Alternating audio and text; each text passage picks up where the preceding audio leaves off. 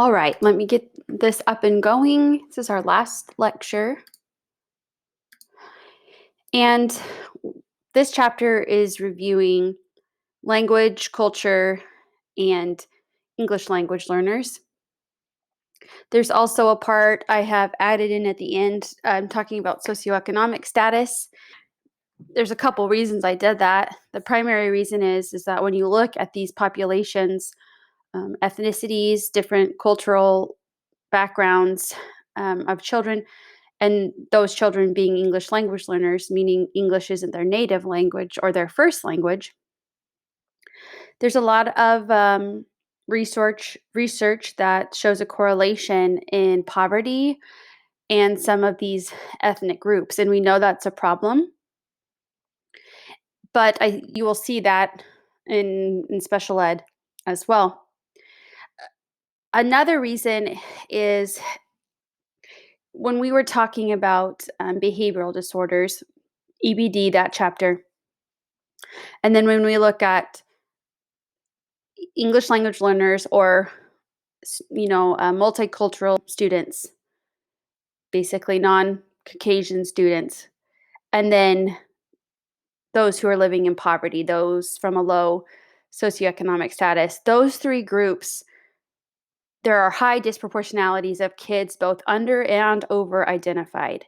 And so that's important for me, just as one of these teachers on your stop to your degree, that I make a big deal out of that to you, and I point that out to you because, of course, primary reason for this course is just learning about language components and possible language issues and interventions.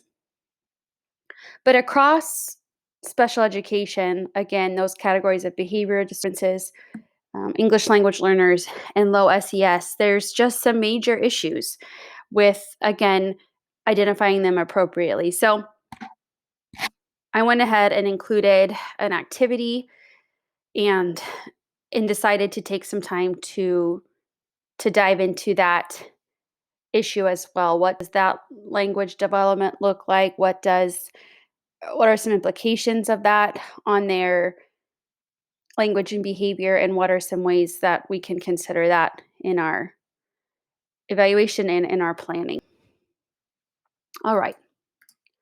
So the chapter goals explain the ways in which children differ from one another according to their culture and language, in addition to possible learning or developmental disabilities. Identify appropriate assessment procedures for students with language differences, and describe effective instructional practices for students with dialect differences, English language learners, and English language learners with disabilities. Because being an English language learner is not the same as having a disability. Even though it's a service that they can get in the school system, it's not a disability. Here are your key terms to refer to. We're going to go through some of these. The first thing, though, is as we go through this unit on culture and English language learners, naturally there's some generalizations that are going to be made in your text and even in my speaking. But we know that generalizations culture or about culture can be risky. And so as you consider that, you yourself asking yourself, well, why? Why would that be risky? We know that we must look at every student as unique, as a snowflake or a fingerprint, and that even though there are some overall data points that certain groups share, and we can use that to guide our instruction and our eligibility determination, using it as just one point of many data points in your decision versus ever coming under some idea that because a child is a certain uh, ethnicity that they will have certain strengths or weaknesses. It's just different. It's just a mindset, and that's just very, very important to be very cognizant of. And consider the following discussion points that may exist for certain cultures represented in your classroom, but we can't assume them. The first area we're going to talk about when we talk about this group of English language learners, or just maybe how culture can play into it, is just a dialect. And there's two types of dialect. The one that most people associate with the word dialect would be regional dialects. And so that would be like this video example that you can go through and play, where she's going through different dialects in the boroughs of New York. And she does a pretty good job.